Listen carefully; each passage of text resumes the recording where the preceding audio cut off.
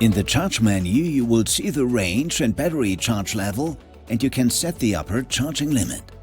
Before long journeys, make full use of the battery capacity by setting the upper charging limit to 100%. For day-to-day driving, you should set the limit to no more than 80% to protect the battery.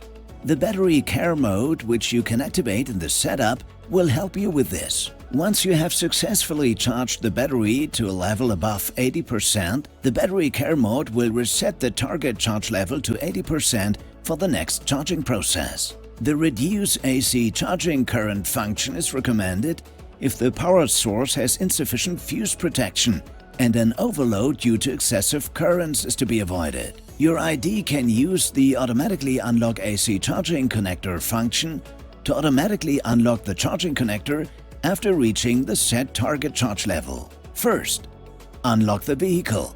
Open the charging port door and plug in the charging connector. Second, the charging indicator will initially flash white. This shows that the connector is locked in place and the vehicle is communicating with the charging station.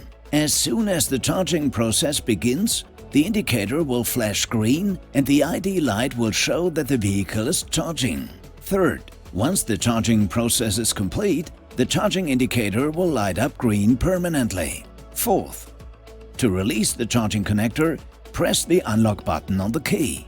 During the charging process, the charge menu shows when charging is complete and the charging speed in km/h or minute.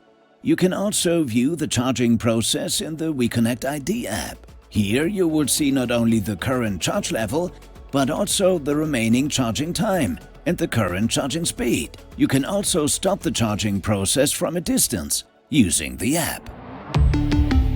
Volkswagen.